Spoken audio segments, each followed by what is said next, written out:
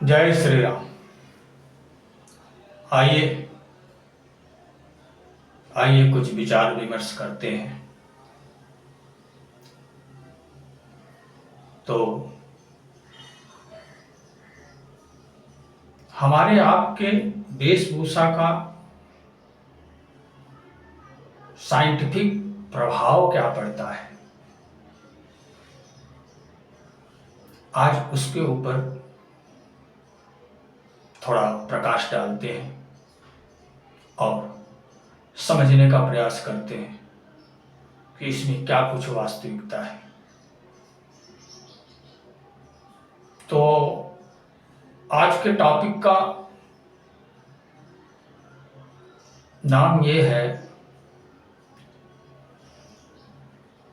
ऋषि वेश का साइंटिफिक लाभ। ऋषि वेश का साइंटिफिक लाभ। तो जैसा कि मेरे पास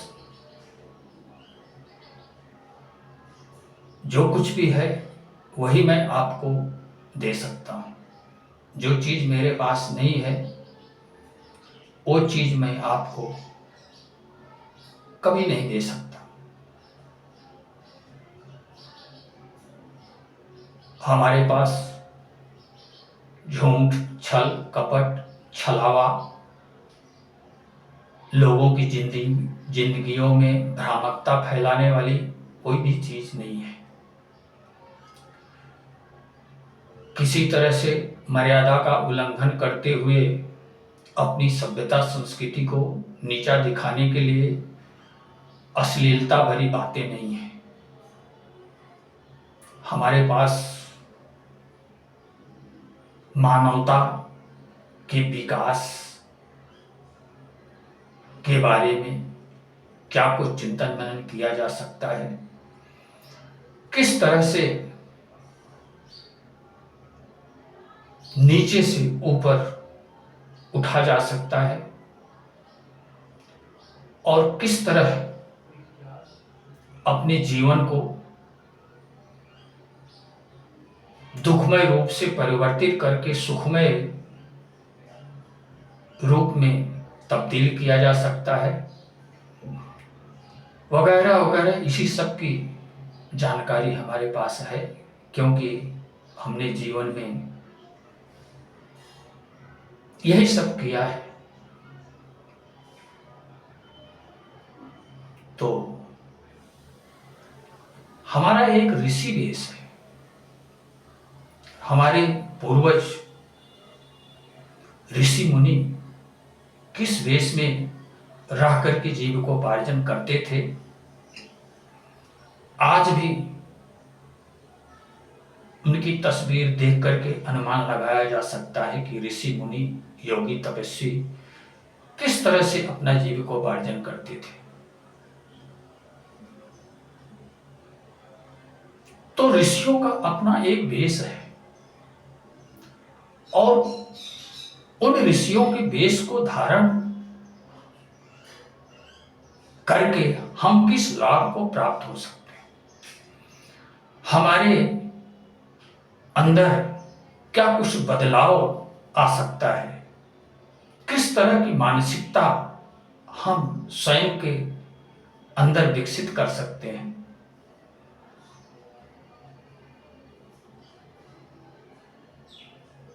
तो काफी वीडियो हमारी ऋषि वेश में है और ऋषि वेश एक पवित्र और दिव्य वेश है। तो उस वेश को धारण करके जीवन में मैंने जो कुछ जाना है, समझा है, महसूस किया है, उसी विषय पर प्रकाश डालता हूं। तो जैसा कि हमारा बचपन एक साधारण परिवार, माता पिता के संरक्षण में बीता, और जब मैं एक अबोध बालक था तभी हमारी माता का देहांत हो गया, और वहीं से हमारे कुटुंब का जीवन साधारण जीवन से नीचे गिर करके दरिद्रता की रेखा में पहुंच गया, दीन दुखिया की रेखा में पहुंच गया। तो मैं उस जीवन को जीते हुए बड़ा हुआ हूं। वैसे तो इस संसार में दरिद्रता, निर्धनता, गरीबी समाज में एक अभिशाप समझी जाती रही है, और काफी तक निर्धनता एक अभिशाप है भी। इस चीज को मैं अच्छी तरह महसूस किया हूं। लेकिन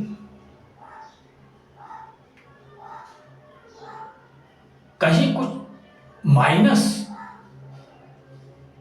अगर कहीं बहुत ही माइनस है तो माइनस में भी कुछ प्लस होता है। तो निर्धनता के जीवन में दुख दर्द तो है, लेकिन निर्धनता के जीवन में बहुत सच्ची सीख भी निहित होती है। क्योंकि इसी अनुभव से दोहावली में मेरे द्वारा ये लिखा गया है कि हरि जाको जग धन दिया, ताको दिया फसाए, जाको जग निर्धन किया, लिया तिन्हें उर लाए।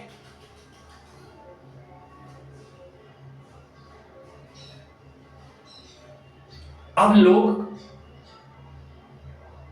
इस पर विवाद कर सकते हैं कि ईश्वर ने जिसको धन दौलत ऐसो आराम दिया उसको कैसे फंसा दिया, और जिसे गरीब बनाया, निर्बल बनाया, दीन दुखिया बनाया, उसको अपने हृदय से कैसे लगा लिया।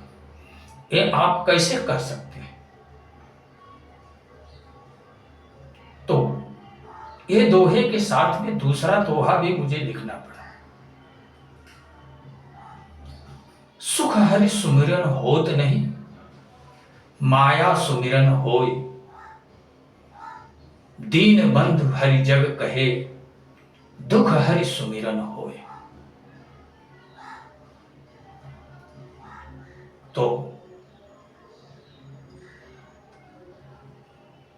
अगर सुख में माया का सुमिरन होता है, प्रभु का सुमिरन नहीं होता है, तो हमारा जीवन ही निरर्थक हो जाता है। तो उस सुख से अच्छा तो दुख ही है जिस समय प्रभु का सुमिरन हो, हमारे जीवन का विकास हो। तो उस सुख से तो दुख ही उचित है। जैसे माता कुंती ने भगवान कृष्ण से कहा था कि हे कान्हा,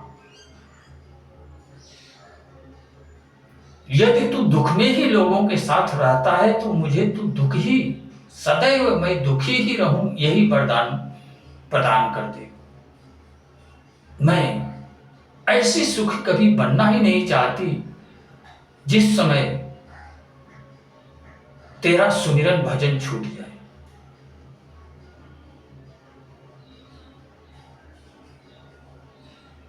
और हनुमान जी से पूछा गया कि किसी जीवन में विपत्ति का समय क्या होता है। तो हनुमान जी ने उसका बहुत सुंदर उदाहरण दिया। हनुमान जी ने बताया कि जिस समय ईश्वर का सुमिरन भजन श्रद्धा भक्ति क्षीण होने लगे व्यक्ति के अंदर से, वही व्यक्ति के जीवन का विपत्ति काल होता है।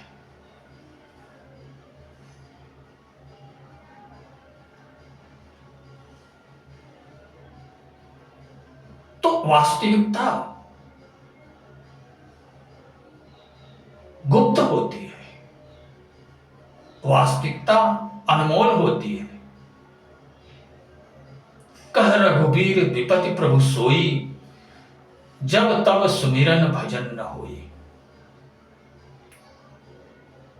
तो विपत्ति उस काल को कहते हैं जिस काल में व्यक्ति ईश्वर से दूर हो जाता है, आध्यात्मिकता से च्युत होकर के भौतिकता में खो जाता है। वास्तव में जीवन का विपत्ति काल वो होता है, भले ही करोड़ोंपति, लाखोंपति, अरबोंपति क्यों न हो, लेकिन यदि ईश्वर सुमिरन भजन मनन चिंतन से अगर वो दूर हो चुका है तो वो उसके धनाढ्यपन का समय नहीं है, वो उसकी विपत्ति का समय है। वास्तविकता कुछ इस तरह से है। तो जैसा कि बचपन से ही वास्तविक जीवन में हमारी रुचि रही है और संयोगात मुझे आध्यात्मिक पथ बचपन से ही अत्यधिक प्रिय रहा है और बचपन से ही मैं इस जीवन की, इस संसार की वास्तविकता को खोजने के लिए पागल होकर के जिया। सच क्या है, इस संसार का सच क्या है, उस चीज को खोजने के लिए मैं बचपन से लेकर के अनवरत प्रयासरत रहा।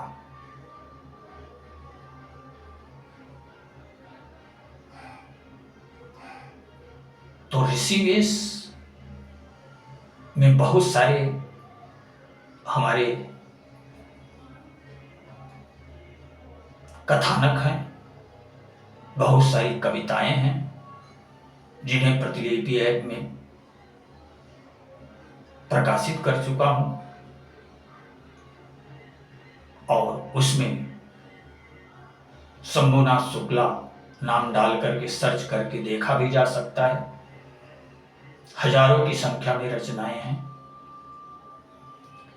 तो वेशभूषा का जो प्रभाव हमारे जीवन पर पड़ता है वो अनमोल है, अतुलनीय है, अवर्णनीय है। ऊपर से संसार में किसी भी तरह जीता रहा हूं, लेकिन हमारे अंतर मन में वही ऋषि वेश की ही धारणा समाहित रही है और बाहर से किसी भी तरह का मैं एक सांसारिक व्यक्ति दिखता रहा हूं, लेकिन अंदर से आध्यात्मिकता और वैराग्य का भाव यही प्रधान रूप से हमारे अंतर्मन में निहित रहा है। तो होता क्या है कि वास्तविक बातें, वास्तविक आचार विचार, वास्तविक आचरण, वास्तविक वार्तालाप, वास्तविक जीवन के द्योतक है। कथनी करनी में जिसके अंतर है वो तो छली कपटी हो गया, जो कथनी वही करनी। अगर कथनी और करने में अंतर नहीं होगा तो उसके लिए इस संसार में कोई चीज असंभव नहीं है, सब कुछ संभव बन जाती है। लेकिन यदि व्यक्ति के कथनी और करने में अंतर है तो वो छली कपटी की श्रेणी में पहुंच जाता है, और जो छली कपटी की श्रेणी में पहुंच जाता है उसे प्रभु कभी स्वीकार नहीं करते। प्रभु का तो कहना है, निर्मल मन जन सोमहि भावा, मोहि कपट छल छिद्र न भावा। निर्मल मन जन सो मोहि पावा, मोहि कपट छल छिद्र न भावा। प्रभु तो उनके नजदीक आते हैं जो निर्मल विचार के, जो ऐसे जल हैं जिसे बिसलेरी का जल कहा जा सकता है, जिसे शुद्ध जल कहा जा सकता है, जिसे निर्मल जल कहा जा सकता है, जिसे स्वच्छ जल कहा जा सकता है, जो जल पीने योग्य होता है, जिसे मुंह से लगा करके लोग अपने उदर में भर लेते हैं, ऐसे निर्मल जल की मैं बात कर रहा हूं। तो जो उस निर्मल जल के समान है, जो पी करके क्षुधा तृप्ति के लायक है, इस तरह से जो व्यक्ति निर्मल बनता है, अवश्य प्रभु उसके साथ होते हैं। हर पल प्रभु उसके साथ होते हैं। उसे छोड़ करके एक पल के लिए भी प्रभु दूर नहीं होते। ये हमारा अपना सच्चा अनुभव है।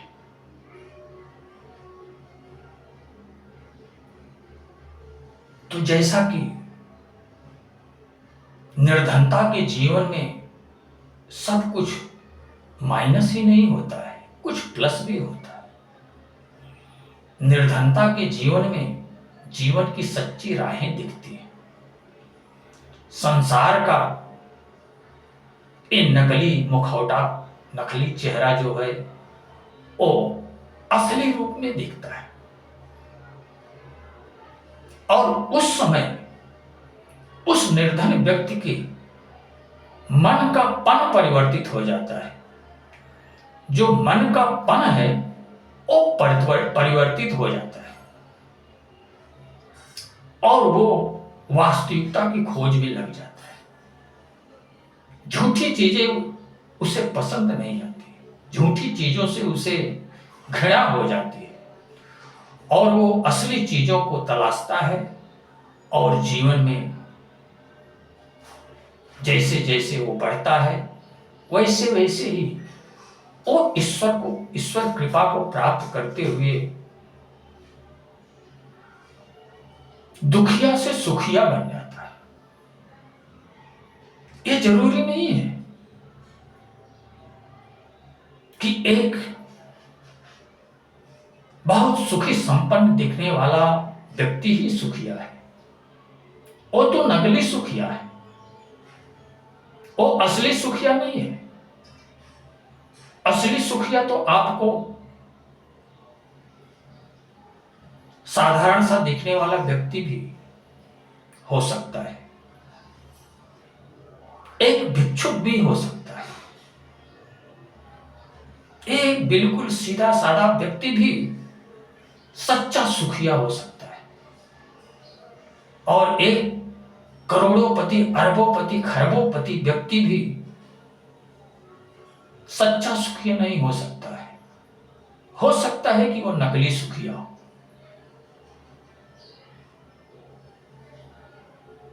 और ये चीज जानना सबके बस की बात नहीं है, क्योंकि इसमें सच्ची परख की आवश्यकता होती है और सच्ची परख व्यक्ति तभी कर पाता है जब उसके साथ स्वयं विधाता सहयोग करने के लिए खड़ा रहता है। जैसे कि अर्जुन के साथ स्वयं भगवान श्री कृष्ण खड़े रहे, हनुमान जी के साथ स्वयं प्रभु राम खड़े रहे। इस तरह से जिसके साथ प्रभु खड़ा है वही इस चीज को परख सकता है कि वास्तव में सुखिया कौन है और दुखिया कौन है। तो हमारे पूर्वज जो ऋषि मुनि थे वो इन भौतिक सुख साधनों के पीछे नहीं पड़ते थे, वो कठिन तपस्या करके प्रकृति के तमाम कष्टों को अपने जीवन में सहते हुए वो वास्तविकता की खोज करते थे, वो जीवन के रहस्य का खोज करते थे और जीवन के रहस्य को खोज करके जब वो पा जाते थे तब वो अपनी आने वाली संततियों के लिए ग्रंथ लिख दिया करते थे, जिन ग्रंथों को पढ़ करके आज बहुत से लोग सौभाग्यशाली बन चुके हैं और अपने जीवन को मोड़ करके उन्हीं की तरह जीविकोपार्जन करना प्रारंभ कर दिए हैं और उनके आचार विचार को धारण करके अपनी मंजिल को प्राप्त करके वास्तविक सुखिया बन चुके हैं। ऐसे भी अनगिनत लोग हैं इस संसार, खास करके भारत में।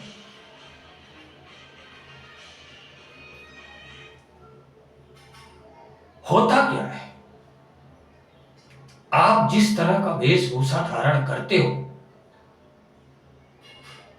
उसी तरह का आपके मन का पन बनता है और जिस तरह मन का पन बनता है उसी पर आपका मन अमल करता है और उसी पर अमल करके वो अग्रसर होता है, कर्मों को करता है और उसकी गति को प्राप्त होता है।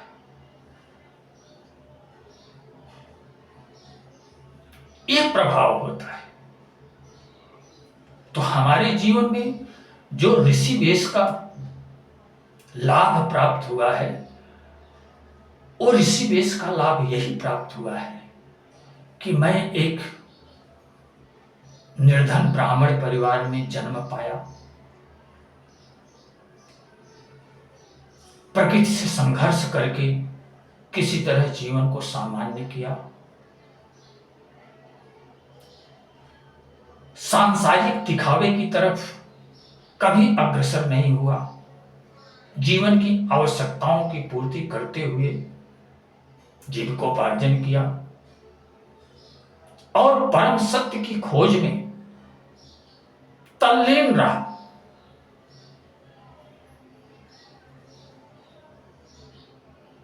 बचपन से लेकर के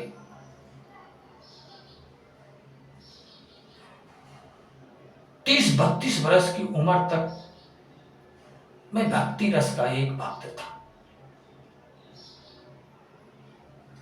निसंदेह भक्ति पथ अपने आप में परिपूर्ण है, किसी तरह से भक्ति पथ को छोटा नहीं कहा जा सकता है। भक्ति पथ एक बहुत ही सुदृढ़ और महान पंथ है। भक्ति पथ पर चलते हुए भी मैं अपने इष्ट को बार बार देखा, बार बार महसूस किया, बार बार जीवन में उनको मदद करते हुए पाया और ये महसूस करते हुए 32 वर्ष अपना जीवन व्यतीत कर दिया कि साक्षात प्रभु स्वयं मेरे साथ हैं, एक पल के लिए भी वो दूर नहीं होते।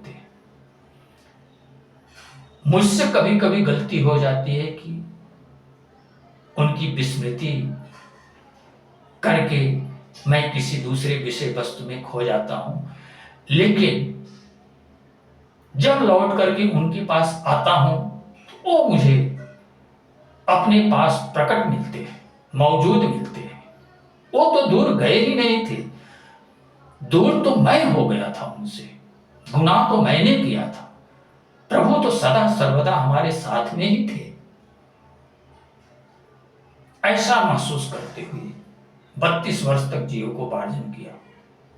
संयोगात 32 वर्ष के बाद प्रभु की ही प्रेरणा से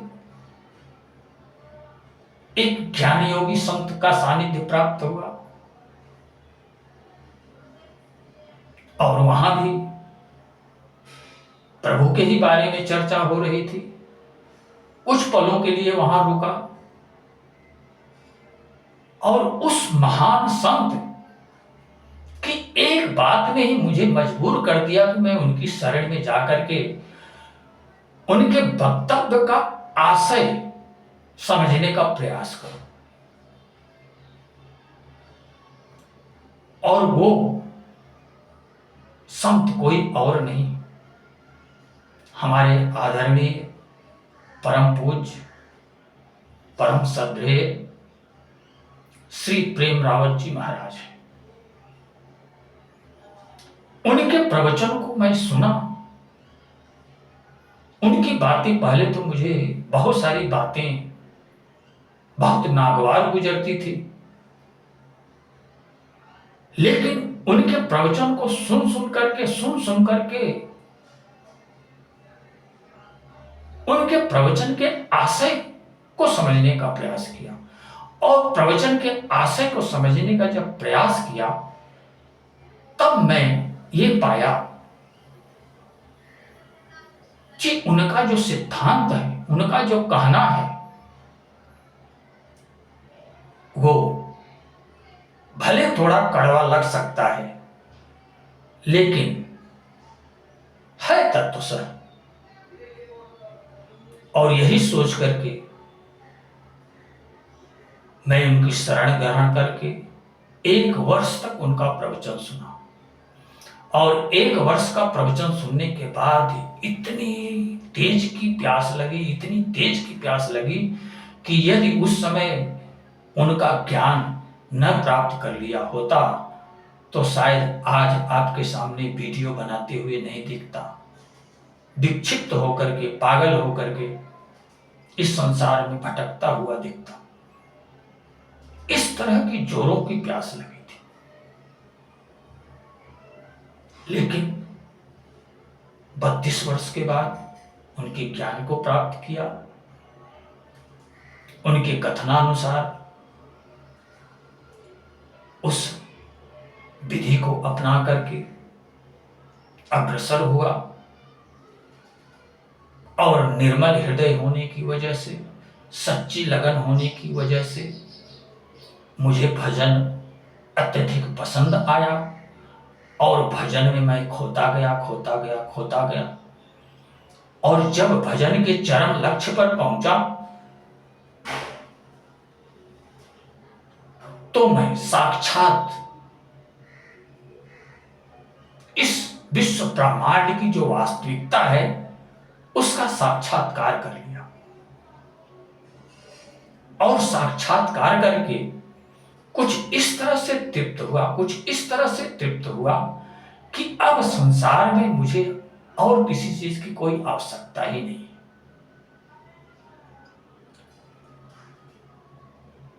और वो चीज इतनी दिव्य है, इतनी अनमोल है, इतनी सुखकर है, इतनी आनंददायी है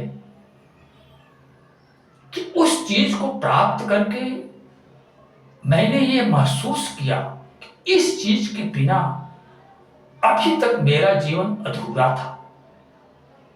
वास्तव में इस चीज को प्राप्त करने के बाद ही ये मेरा जीवन पूर्ण बना है। वास्तविक जीवन अब मैं प्राप्त किया। 32 वर्ष तक तो मेरा झूठा जीवन था। सच्चा जीवन तो मेरा 32 वर्ष के बाद प्रारंभ हुआ है। ऐसा मैंने स्वयं महसूस किया। तो जैसा कि कुछ लोग कहते भी हैं कि आप एक ऋषि वेश में अपने आप को क्यों प्रस्तुत करते हो?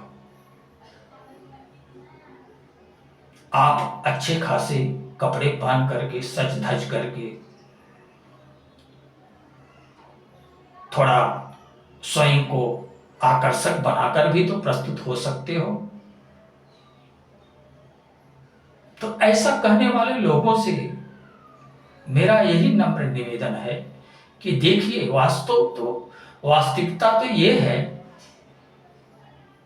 कि ये मेरे शरीर का जो चमड़ा है, ये मेरे शरीर का जो आवरण है, वास्तव में वही हमारा वस्त्र है। हमें और वस्त्र धारण करने की कोई आवश्यकता नहीं है। हमारा आवरण, हमारा ये शरीर ही हमारा वस्त्र है। वास्तविकता तो ये है। और मैं कोई शरीर नहीं हूं, मैं तो इस शरीर के अंदर समाई हुई आत्मा हूं, जिसे संसार का कोई व्यक्ति देख ही नहीं सकता है। अगर देखेगा तो वो हमारे शरीर के आवरण को देखे, लेकिन हमें नहीं देख सकता है। हम तो इस शरीर के हृदय में समाई हुई आत्मा है।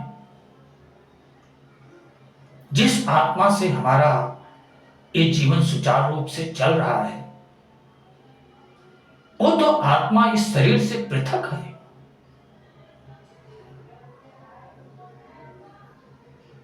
इस संसार में अच्छे अच्छे पहनावे पहन करके, मिथ्या ढोंग ढकोसला करके अपने आप को बहुत अच्छा दिखाने की क्या आवश्यकता है। हाँ ठीक है, सामाजिकता है, सामाजिकता में हमें सभ्य तरीके से पेश आना है। और फिर हमारा ऋषि वेश जो है, वो तो हमारे आर्य समाज का, हिंदू समाज का पावन, पवित्र, परम पुनीत वेश है।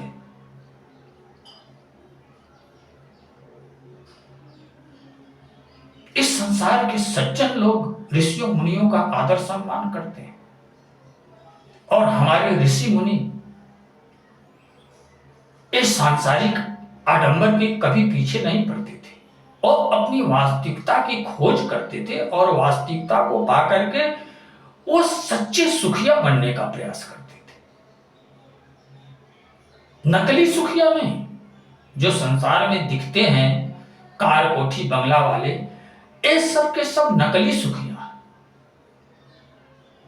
हो सकता है कि उसमें कोई असली भी सुखिया हो, जो मानवता का विकास करके अपने परम लक्ष्य को प्राप्त कर लिया हो, लेकिन ऐसे लोग न के बराबर है, नगण्य, 1% से भी कम है। लेकिन साधारण वेशभूषा वालों में, दीनहीन निर्बल वेशभूषा वालों में ऐसे बहुत सारे सुखिया भरे पड़े हैं, जो सच्चे धनवान हैं, जो अपनी मंजिल को पाकर के शाश्वत सुखी बन चुके हैं। पुनरपि जन्मम पुनरपि मरणम पुनरपि जननी जठरे शयनम, इसकी परिधि को लांघ करके वो परम स्वतंत्रता की श्रेणी में पहुंच चुके हैं। अपने आप को जान करके इस विश्व ब्रह्मांड की सुप्रीम पावर को देख करके, उसे जुड़ करके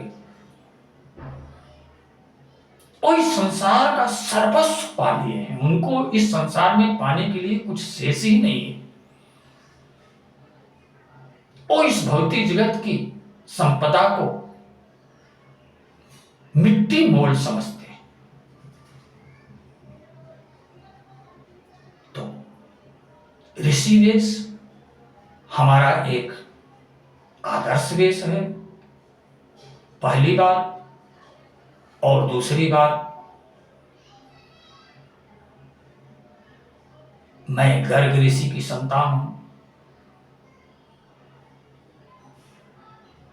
गर्ग गोत्रीय ब्राह्मण हूं। हमारे पूर्वज गर्ग ऋषि थे। तो अगर मैं अपने ऋषियों के वेश को धारण करके सच्चे लाभ को प्राप्त कर रहा हूं, तो इसमें गुनाह क्या है? भाई संसार में हमें दिखावा करके, बड़ा चमत्कारी बन करके अपने एक एक बाल को नहीं नोचवाना है। मुझे इस संसार के किसी चमत्कार में नहीं पड़ना है, बल्कि अपने जीवन की वास्तविकता को जान करके सच्ची सुख शांति आनंद के बोध को प्राप्त करना है। जीवन का लक्ष्य ये होना चाहिए, और वही लक्ष्य प्रत्येक व्यक्ति के जीवन का कल्याण कर सकता है। और इस लक्ष्य के इतर जिस किसी का भी दूसरा लक्ष्य है, वो अपने जीवन को सार्थक बनाने में विफल रहा है और उसका जीवन अपूर्ण ही रह गया है, पूर्णता को प्राप्त नहीं किया है। और जो पूर्णता को प्राप्त नहीं किया है वो नकली सुखिया है, असली सुखिया नहीं बन पाया है। और असली सुखिया बनना ही हमारे और आपके जीवन का परम ध्येय है, परम लक्ष्य है। इस संसार में आज हम मानव रूप में विद्यमान हैं। इस मानव तन की महत्ता कितनी महान है, इतनी महान है कि जिसका व्यक्ति अनुमान भी नहीं लगा सकता। आपके जीवन में इतना सुख आनंद शांति समाई हुई है कि आपको उसका एक रत्ती भर भी ज्ञान भान नहीं है। हमारा ये जीवन सुख का सागर है, शांति की अगाध समाधि है, जिसे हम मानवता को धारण करके सतपथ पर अग्रसर होकर के प्राप्त कर सकते हैं। बाकी इसे प्राप्त करने का कोई दूसरा मार्ग नहीं है। तो जैसे कि आप लोग भी आज मानव रूप में इस धराधाम में विद्यमान हो, तो ये तो संपूर्ण मानव प्रजाति का लक्ष्य है। तो आप भी अपने जीवन में आध्यात्मिकता का विकास करके ऊपर उठने का प्रयास करो, ऊपर उठने का प्रयास करो। निम्नगामी मत बनो, दुष्कर्मों को करके निम्नगामी मत बनो, किसी की चुगली चाटी मत करो। किसी की चुगली चाटी करोगे तो आप तो सोचोगे कि उस व्यक्ति की चुगली चाटी कर रहा हूं, उस व्यक्ति की निंदा कर रहा हूं, लेकिन आप उस व्यक्ति की निंदा नहीं कर रहे हो, साक्षात उस व्यक्ति के रूप में विराजमान ईश्वर की निंदा कर रहे हो। क्योंकि संसार के हर रूपों में एक ईश्वर समाया हुआ है, उसके सिवा दूसरा और कोई इस विश्व ब्रह्मांड में है ही नहीं। 84 लाख योनियों में हर रूप में वही ईश्वर ही हमसे और आपसे जुड़ा हुआ है। और इसी तरह का दृष्टिकोण, इसी तरह का भाव, इसी तरह का अनुभव आपका अद्वैतपन का द्योतक है। और यदि आप इस भाव के इतर कुछ देख पा रहे हो तो वो सब कुछ द्वैत भाव है। द्वैत भाव का मतलब भ्रमात्मक पहलू। आपको शुद्ध दृष्टि नहीं प्राप्त हुई है, आप सही रूप में संसार को नहीं देख पा रहे हो। आपके आंखों के सामने भ्रम की पट्टी बंधी हुई है। ऐसा महसूस करो, ऐसा जानो। और ये भ्रम की पट्टी तभी समाप्त हो सकती है जब आप निर्मल बन करके आध्यात्मिकता का अनुसरण करके, अनुगमन करके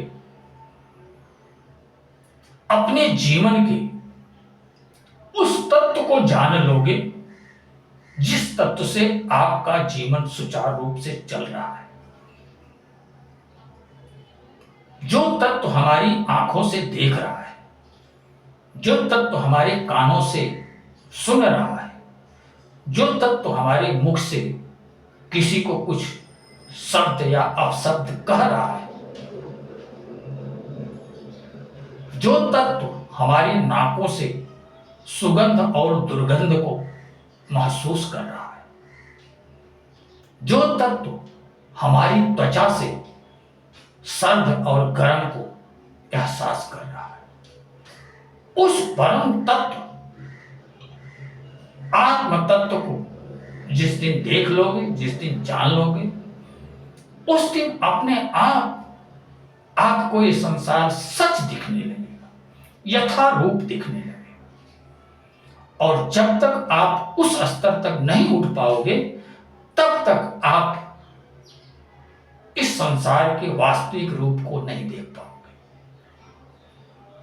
तो यही जीवन का रहस्य है। मैं अपने जीवन के अनुभव को साझा करके यही आशा करता हूं कि हमारे बहुत से जीवात्मा बंधु जीवन की वास्तविकता की तरफ अग्रसर होंगे, उसके लाभ को प्राप्त करके अपने जीवन को कृतकृत्य बनाने का प्रयास करेंगे। तो इसी के साथ अब मैं अपनी वाणी को विराम देता। आप लोग स्वयं प्रबुद्ध हो, स्वयं मेरे कहने का आशय क्या कुछ है महसूस कर सकते हो, जान सकते हो। तो इसी के साथ मैं अपनी वाणी को विराम देता हूँ। जय श्री राम।